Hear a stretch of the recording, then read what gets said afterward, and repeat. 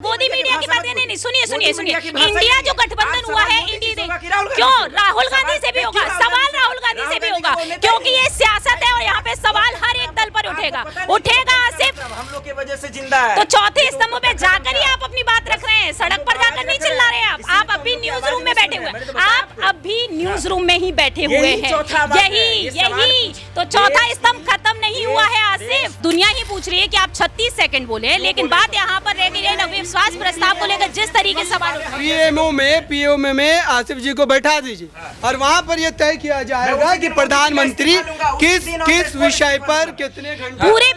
पूरे विपक्ष के मामले से आज तक इस्तीफा नहीं हो पाया, इनके मांगने पर से इस्तीफा हो जाएगा उनका।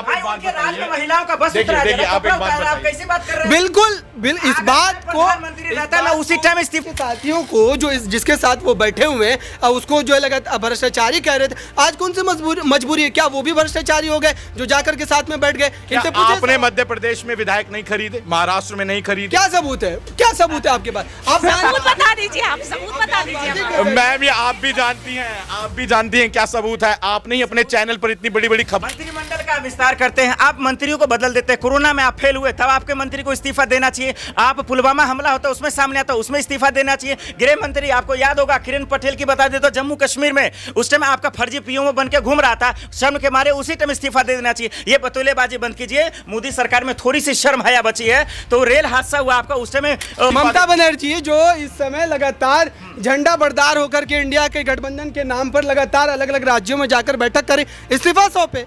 अशोक गहलोत राजस्थान कहना चाहूंगा प्रधानमंत्री नरेंद्र मोदी को यहां पर बहुत बड़े तौर पर देखा जा रहा है और चलिए देखा भी जाना चाहिए। प्रधानमंत्री है, 9 साल उन्होंने देश पर राज किया है, मैं यही कहूंगा राज किया है, क्योंकि सुप्रीम कोर्ट के फैसले के जो विरुद्ध चला जाए वो देश की जनता उनको लात मारकर यहां से कुर्सी से हटा देगा। देश के प्रधानमंत्री नरेंद्र मोदी मणिपुर तब जाएंगे जब वहां की बेटियां पूरी तरीके से बर्बाद और खत्म हो जाएंगे। मणिपुर तब जाएंगे जब मणिपुर पूरा जल के खाक हो जाएगा, तब मोदी जी जाएंगे घड़ियाल वहां से निकालेंगे। भाइयों बहनों,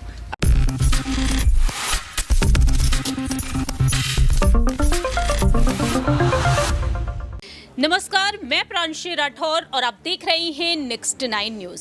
स्वागत है आपका हमारे स्पेशल प्रोग्राम सियासी घमासान में, जिसमें आज हम बात करने जा रहे हैं 2024 के लोकसभा चुनाव के बारे में।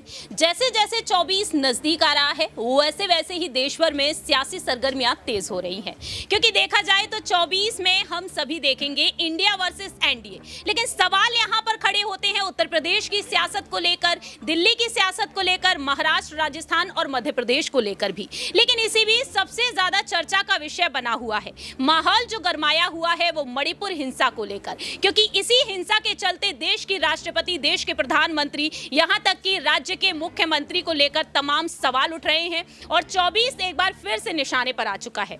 तो आज न्यूज रूम में बैठे हुए हमारे तमाम सहयोगी हमारे साथ मौजूद हैं, जिनसे हम एक एक करके सवाल पूछेंगे और आखिरकार 24 को लेकर उन्हें क्या कुछ संकेत अभी से मिल रहे हैं, जो सर्वे रिपोर्ट सामने आ रहे हैं उन पर आखिरकार उनका क्या कुछ कहना रहेगा।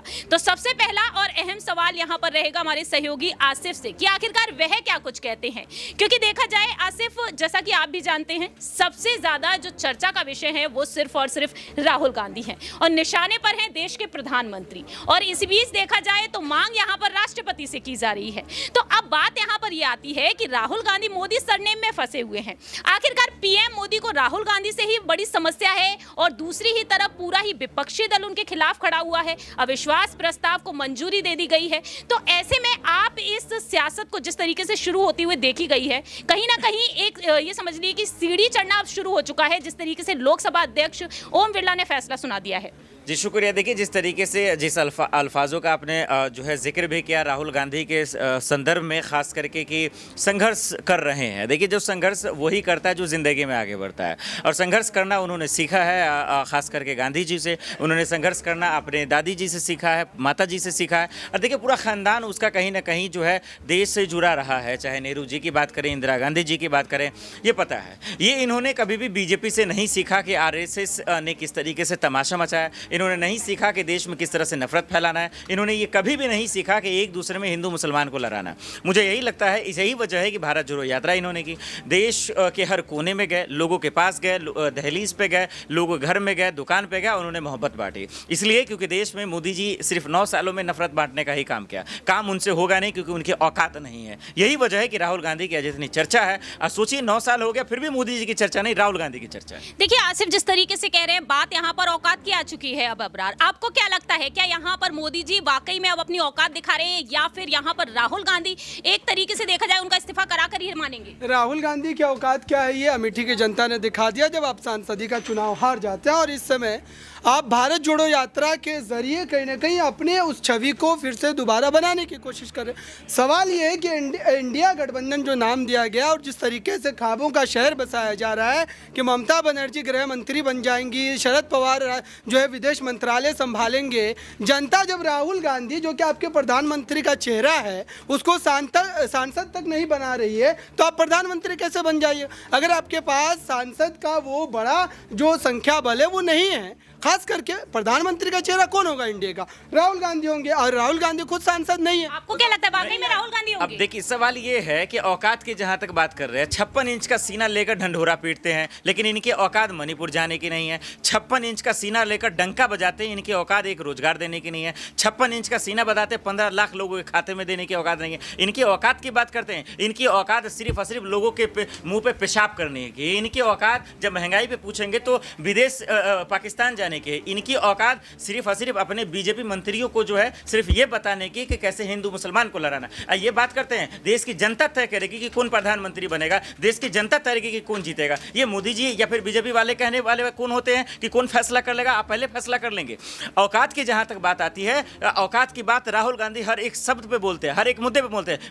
मोदी जी के हिम्मत में दम में हिम्मत है तो आकर सिर्फ के मीडिया से मुखातिब हो जाए, मेरे सवाल का जवाब दे दे। मैं उनसे पूछना चाहता हूं, तो अबरार आप क्या कहना चाहेंगे यहाँ पर? देखिए प्रधानमंत्री नरेंद्र मोदी हर मुद्दे पर बोलते हैं और उससे बेहतर स्पीकर आज तक पैदा नहीं हुआ है। और इस बात का विश्वास से समझिए, मणिपुर के मुद्दे पर उन्होंने बोला है, लेकिन विपक्ष लगातार लेकिन मणिपुर के मुद्दे पर अगर अबरार बोले थे तो अविश्वास प्रस्ताव की जरूरत ही नहीं पड़ती। अविश्वास प्रस्ताव जब आपके पास संख्या ही नहीं है, कुल मिलाकर के इंडिया के सभी दलों को मिला है, तो आपके पास 150 सीट नहीं पुर रही है और आप अविश्वास प्रस्ताव लेकर क्या? संसद का जो समय है, जो जनता के विकास, आपने क्या उखाड़ लिया देश के लिए? बात यहाँ पर महिलाओं के मुद्दे की होती है, तब आप क्या कहते हैं? समय को आप बर्बाद कर रहे हैं, देश के उस जो है आपके महत्वपूर्ण समय को बर्बाद कर रहे हैं, जनता के विषय पर आप चर्चा नहीं होने दे रहे। आपके पास जब बहुमत है, आप डंके की चोट पे सदन लोकसभा राज्यसभा में आपके पास विधायक है, फिर सांसद है, फिर आपने क्या उखाड़ लिया? 9 सालों में देश को गड्ढे में फेंक दिया। आपने विश्व गुरु बनाने की बात करें, स्मार्ट सिटी की, देखिए एक दिन के पानी कर दिल्ली बह गई, देश की राजधानी को नहीं रोक पाए, लाल किला डूब गया, जामा मस्जिद डूब गया। आप क्या कर लिए? तो सबसे बड़ा सवाल सीटी तो है केजरीवाल के पास। आप केजरीवाल से सवाल पूछिए, आप ये पूछिए कि दिल्ली में इस समय अगर बाढ़ की जब सवाल उनसे पूछा जाएगा वो नेहरू जी पे चले जाएंगे, सवाल पूछा जाएगा इंदिरा गांधी जी से चले जाएगा, और अभी सवाल महंगाई पे पूछा गया टमाटर को लेके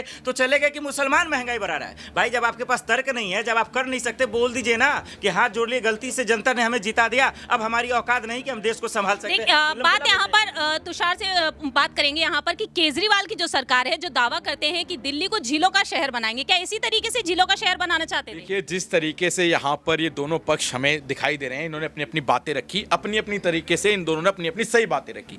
लेकिन इस वक्त 2024 के लोकसभा चुनाव की अगर हम बात करें तो यहाँ पर सबसे बड़ा नुकसान किसका हो रहा है? भारतीय जनता पार्टी अपनी राजनीति कर रही है, कांग्रेस अपनी राजनीति कर रही है, लेकिन नुकसान यहाँ पर हो रहा है जनता का, जिसको देखने के लिए सिर्फ और सिर्फ हमेशा जब भी आगे आए हैं वो आए हैं अरविंद केजरीवाल। दिल्ली में आप फ्री बिजली की बात कर लीजिए, फ्री पानी की बात कर लीजिए, फ्री स्कूल में पढ़ाई की बात कर लीजिए। दिल्ली को जितने हद तक उन्होंने सुधारा है, ना भारतीय जनता पार्टी सुधार पाई है, ना कांग्रेस सुधार पाई है। अब कहने मतलब है केजरीवाल ने दिल्ली को पूरी तरीके से सुधार दिया। बिल्कुल तो झीलों का शहर का क्या कहेंगे आप? देखिए झीलों के शहर को लेकर उन्होंने अभी 2-3 महीने पहले बात कही थी, लेकिन जो पानी वहां से यहाँ पे अगर बात की जाए झीलों के शहर के बारे में, केजरीवाल ने दिल्ली को इतना सुधार दिया है, फ्री की इतनी राजनीति हुई है, इतना गड्ढे में धकेल दिया है कि आज अपनी गली में आप स्विमिंग पूल में तैर रहे हैं। बात यहाँ पर इंडिया महागठबंधन गठबंधन को लेकर आती है, पवित्र नाम राहुल गांधी जिसे कहते हुए नजर आए हैं आज, और वो कह रहे हैं कि मोदी जी को शर्म तक नहीं आती है। तो ऐसे में मोदी जी जो अपनी औकात दिखा रहे हैं। बात यहाँ पर केजरीवाल की सरकार के बारे में की जाए तो केजरीवाल जो दावे कर रहे हैं और दूसरी ही तरफ वह पीएम मोदी पर निशाना साधते हैं, लेकिन राहुल गांधी के साथ वह नहीं आते। लेकिन बात अब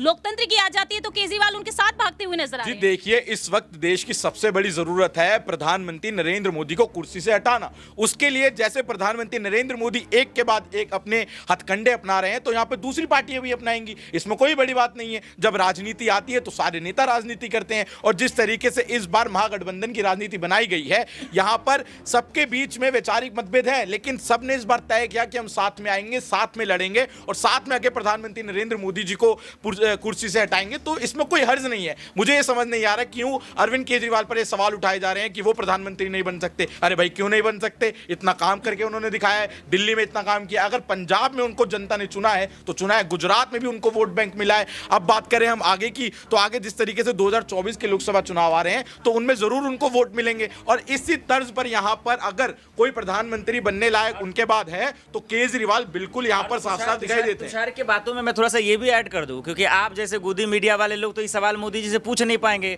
आपके जिगरा सिर्फ और सिर्फ हिंदू मुसलमान करने में है। सीमा हैदर को पाकिस्तान, अगर आपका जिगरा इतना है तो आपकी आवाज क्यों नहीं पहुंच रही है वहां? हमारी आवाज इसलिए नहीं मोदी मीडिया की बात कर रहे हैं तो आप अपनी आवाज पहुंचाइए। 56 इंच के चीना की बात आप बार बार कर रहे हैं, गोदी मीडिया पर आप सवाल उठा रहे हैं ना, तो सवाल आप जिस तरीके से उठा रहे हैं अपनी आवाज को पहुंचाइए सोशल मीडिया के जरिए। सुन लेंगे ना, उनका सीना जल जाएगा सिगरेट की तरह, इसलिए वो नहीं सुन पाएंगे। आज तक नहीं जला तो आगे क्या जलेगा? आसिफ जी आप बताइए, यहाँ पे राहुल गांधी ने जो आज कही थी बातें कि सीमा हैदर अरे राहुल गांधी बयान देते हैं, कौन सुनता है?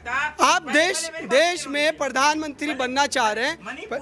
मणिपुर पे किस तरह से एक लड़की को उठाया गया, वो सवाल पूछने का गोदी मीडिया हिम्मत नहीं है। सिर्फ 36 सेकंड प्रधानमंत्री, अगर प्रधानमंत्री की बात आ रही है तो वो सवाल तो पूरी दुनिया ही पूछ रही है कि आप 36 सेकंड बोले, लेकिन बात यहाँ पर रह गई है अविश्वास प्रस्ताव को लेकर जिस तरीके से सवाल पीएमओ में आसिफ जी को बैठा दीजिए और वहाँ पर यह तय किया जाएगा कि प्रधानमंत्री किस विषय पर कितने घंटे। पूरे विपक्ष के मामले से आज तक इस्तीफा नहीं हो पाया, इनके मांगने पर से इस्तीफा हो जाएगा उनका। महिलाओं का बस देखिए, आप एक बात बताइए। कैसी बात कर रहे हैं? बिल्कुल इस बात को प्रधानमंत्री रहता, मैं उसी टाइम इस्तीफा दे देता, ऑन द स्पॉट इस्तीफा देता। विनोद शर्मा खुद भारतीय जनता पार्टी के जो बिहार के प्रदेश अध्यक्ष हैं, उन्होंने इस्तीफा दे दिया। वो ये कह रहे हैं कि 80 दिन से हमारी सरकार सो रही है, प्रधानमंत्री नरेंद्र मोदी ने कोई एक्शन नहीं लिया। मुख्यमंत्री क्यों नहीं दे रहे? उनके मंत्री भी इस्तीफा देंगे, उनकी अगर आत्मग्लानि जागेगी तो वो भी इस्तीफा ममता बनर्जी जो इस समय लगातार झंडा बरदार होकर के इंडिया के गठबंधन के नाम पर लगातार अलग अलग राज्यों में जाकर बैठक करें, इस्तीफा सौंपे। अशोक गहलोत राजस्थान के मुख्यमंत्री इस्तीफा सौंपे, उन्हें ये बताना ये इस्तीफा और सिर्फ यहाँ पर प्रधानमंत्री को लेकर ही बात होती है, प्रधानमंत्री को लेकर ही बात होती है। मंत्रिमंडल का विस्तार करते हैं, आप मंत्रियों को बदल देते हैं। कोरोना में आप फेल हुए, तब आपके मंत्री को इस्तीफा देना चाहिए। आप पुलवामा हमला होता है उसमें सामने आता, उसमें इस्तीफा देना चाहिए। गृह मंत्री, आपको याद होगा किरण पटेल की बता देता, जम्मू कश्मीर में उस टाइम आपका फर्जी पीओ बन के घूम रहा था, शर्म के मारे उसी टाइम इस्तीफा दे देना चाहिए। ये बतौलेबाजी बंद कीजिए। मोदी सरकार में थोड़ी सी शर्म हया बची है, तो रेल हादसा हुआ आपका, उस टाइम रेल मंत्री को इस्तीफा दे देना चाहिए। और अभी मणिपुर उनके सीएम ने साफ शब्दों में कहा। रेल हादसे का जिक्र हुआ तो मैं एक बात याद दिला दूं, वहां पर ममता बनर्जी पहुंचकर जिस तरीके से गंदी राजनीति कर रही थी और संख्या को लेकर जो लोग मरे उनके सच बोला था, उन्होंने सच बहस किया जा रहा। आप सोचिए कितने असंवेदनशील लोग हैं। आप संख्या को लेकर के वहां पर इस बात की चर्चा कर रहे हैं। अगर आप सच को गंदी राजनीति के तौर पर देख रहे हैं तो यहाँ पर प्रधानमंत्री नरेंद्र मोदी जितना झूठ बोलते हैं, उतना झूठ अगर दूसरे नेता बोलने लग जाए तो यहाँ पर देश को डुबाने में और कोई बड़ा हाथ नहीं है जितना प्रधानमंत्री नरेंद्र मोदी का है। आप बात कर रहे हैं कि इन्होंने बोला भी थोड़ी देर पहले कि आसिफ ये तय करे वहां जाकर कि वो कितना घंटे बोलेंगे, नहीं करेगा कोई तय, वो खुद करेंगे तय। लेकिन जब मानवता की बात आती है तब वो कितनी देर बोलते हैं, और जब विपक्ष को गिराने की बात आती है तब वो 1-1 घंटा 1.5 घंटे तक लंबे भाषण देते हैं। आप इस पर क्या कहेंगे? जब मानवता, अगर प्रधानमंत्री 1 घंटे 1.5 घंटे भाषण दे रहा है देश के विकास, देश की अर्थव्यवस्था को सुधारने के लिए, मन की बात का कार्यक्रम अगर 70 साल में किसी ने किया है, किसी प्रधानमंत्री ने, तो नरेंद्र मोदी ने किया है। लेकिन उस कार्यक्रम का क्या फायदा जब मणिपुर हिंसा वीजा को लेकर ही नहीं बोले वो। आप इस बात पर प्रधानमंत्री की प्रशंसा अगर करते हैं कि वो आपके पक्ष में कितनी देर बोल रहे हैं, या आप जिन मुद्दों पर बुलवाना चाह रहे हैं हम ये मांग रहे हैं कि जो घटना हुई है उनके राज्य में उस पर तुषार, मैं मोदी जी से यही चाहता हूँ, ये कह रहे हैं कि मुद्दे पे बात है, मैं बात करना चाहता हूँ टमाटर के दाम क्यों महंगे हो रहे हैं, मैं महंगाई की क्यों इतनी महंगी हो रही है, जो आज के युवा 15,000 के नौकरी के लिए नाक रगड़ रहे हैं उन पे बात क्यों नहीं कर रहे हैं, अपने मन में वो कम से कम देश की महिलाओं के लिए बात कर रहे हैं, वहां बात कर ले, वो कम से कम बेरोजगारी 2000 जो वादा किया उसी पे बात कर ले। आप यहीं से आयरनी देख लीजिए प्रधानमंत्री नरेंद्र मोदी जी की, कि उन्होंने नाम दिया खेलो इंडिया, उन्होंने नाम दिया डिजिटल इंडिया। जब ऑपोजिशन ने अपने गठबंधन का नाम इंडिया रख लिया तब वो कहते हैं east India company, Indian Mujahideen. ये क्या हो रहा है? आप एक तरफ खुद इंडिया को प्रमोट कर रहे हैं, जब दूसरे विपक्षी दल इंडिया का नाम अपने साथ ले रहे हैं तब आप उनको ये क्यों बोल रहे हैं कि इंडिया नाम तो इंडियन ईस्ट इंडिया कंपनी में भी था। आप उनको आतंकवादी ठहरा रहे हैं, यानी कि आप लोकतंत्र को खत्म करने की कोशिश कर रहे हैं। लोकतंत्र को खत्म कैसे किया जाता है कि ऑपोजिशन को खत्म कर दो, ना कोई होगा ना कोई सवाल